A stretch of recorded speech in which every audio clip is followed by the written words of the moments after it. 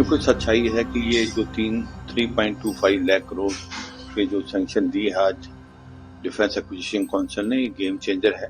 ये 114 रफेल को अक्वायर करने का है, जो कि एक प्रकार 6 से 7 स्क्वाड्रन है, और ये करीब अगले 7-8 साल में आएंगे, क्योंकि अभी भारत के अंदर 29 स्क्वाड्रन है, जबकि 42.5 स्क्वाड्रन चाहिए। तो ऐसे में 4.5 जनरेशन का जो रफेल है उसकी बहुत जरूरत थी। पहले हमारे पास 2 स्क्वाड्रन है और अब 6 से 7 स्क्वाड्रन आएंगे, जो करीब 114 रफेल हैं। और ये सच्चाई है कि ज्यादातर इसके सामान वो भारत में बनेंगे। 18 फ्लाइंग इन कंडीशन में आएंगे और बाकी जो रफेल है वो भारत में बनेंगे, और इनके अंदर जो कंपोनेंट्स होंगे करीब 60% जो होंगे कि वो मेक इन इंडिया होंगे। तो ये आने वाले टाइम में इससे भारत की वायु शक्ति बहुत बढ़ेगी। और यही नहीं, जब तक आमका नहीं आ जाता अगले 10 साल में, जो एडवांस मीडियम कॉम्बैट एयरक्राफ्ट, ये मल्टी कॉम्बैट एयरक्राफ्ट जो रफेल है, ये मुझे लगता है एक प्रकार फोर्स मल्टीप्लायर होगा और गेम चेंजर होगा। देखिए, आज माननीय राजनाथ सिंह जी ने जो acceptance of necessity army, navy, air force और कोस्ट गार्ड के लिए दी है, वो यकीनन मिलिट्री के लिए एक गेम चेंजर साबित होगी। सबसे पहले मैं एयरफोर्स की बात करता हूँ, तो एयरफोर्स में उन्होंने 114 राफेल और लॉन्ग रेंज कॉम्बैट मिसाइल और हाई एल्टीट्यूड सैटेलाइट की बात की है। अब इसमें 114 राफेल सबसे बड़ी डील है। ये जो राफेल हैं, इन राफेल के अंदर खासियत ये है, पहली बात तो ये कि उनके अंदर एडवांस सैटेलाइट कम्युनिकेशन और सारे वेपन्स, ट्रेनिंग, मेंटेनेंस, स्पेयर्स, सारी चीज़ें शामिल हैं। इतना ही नहीं, करीब करीब 100 राफेल जो हैं वो हिंदुस्तान में मैन्युफैक्चर किए जाएंगे, जिसमें इंडिजिनस कंटेंट करीब 30% से 60% होगा। यानी कि आने वाले समय में हिंदुस्तान इस मैन्युफैक्चरिंग का एक हब बन जाएगा, और इतने राफेल आने से जो हमारी इंडियन एयरफोर्स के अंदर 7-8 स्क्वाड्रंस की कमी मानी जा रही थी टू फ्रंट वार के लिए, वो भी पूरी हो जाएगी।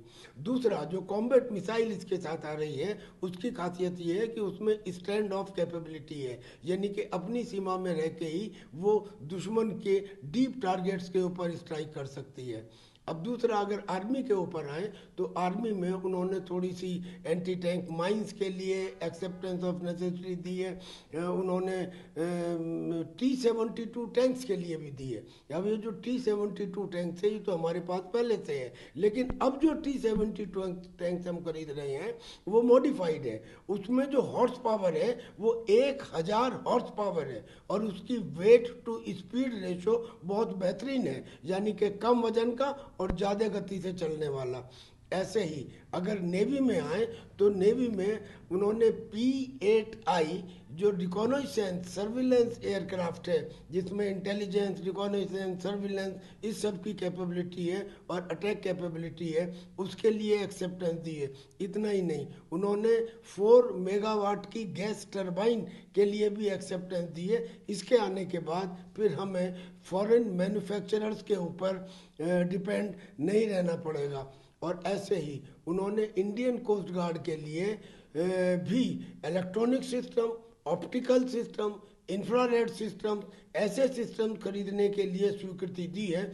इन सिस्टम्स के आने से हम कोस्टल सर्विलेंस बेहतरीन कर पाएंगे। अभी कुछ दिन पहले आपने देखा होगा कि एक वीडियो आया था जिसमें पाकिस्तान के जैश ए मोहम्मद और लश्कर ए तैयबा ये कहते हुए दिखाई दिए थे कि इंडिया पे 26/11 की तरह से, मुंबई की तरह से दोबारा पानी के द्वारा अटैक किया जाएगा। लेकिन कोस्ट गार्ड को अब सर्विलेंस के हिसाब से पूरी तरह सशक्त कर दिया गया है। मिलिट्री को दिए जाने वाले इन सामानों से मुझे यकीन है कि हिंदुस्तान की फौज की ताकत कई गुना बढ़ जाएगी।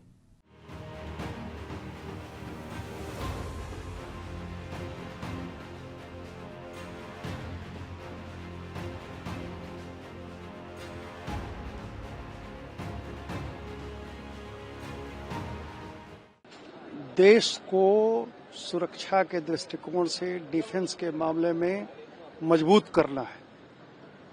मजबूती के दौर में तो हम 2014 से ही हैं, लेकिन आपने देखा ऑपरेशन सिंदूर के दरमियान हमारे पास सफिशिएंट हथियार थे इसलिए 2 दिन के अंदर पाकिस्तान को घुटने टेकने पड़े। वो हिम्मत नहीं कर सका कि भारत से लड़े। तो अब जो हमारा और हमारे देश का, हमारे मोदी जी की सरकार का जो इंटेंशन है कि देश को का कोई बाल बांका ना कर सके और हम सबसे मजबूत राष्ट्र बने, तो उस मामले में राफेल का डीलिंग जो ये हो रहा है, राफेल हमारे लिए आवश्यक है। अपने डिफेंस को मजबूत करना है ताकि दुश्मन के छक्के छुड़ा सके या दुश्मन सोच के ही और हमको देख के ही हमारे तरफ उसकी जो है सो नानी मर जाए। भारत की सुरक्षा का पूरा ख्याल रखना हमारे देश के प्रधानमंत्री जी का दायित्व है और वो इसमें कोई कसर नहीं छोड़ेंगे। रक्षा क्षेत्र के अंदर भी अपना देश समृद्ध बनेगा, मजबूत बनेगा, सुदृढ़ रहेगा और हम यदि मजबूत रहेंगे तो शांति रहेगी। कमजोर पर हर कोई आक्रमण करता है। समृद्ध रहेंगे, मजबूत रहेंगे तो कोई हमारी ओर उंगली उठा के नहीं देखेगा।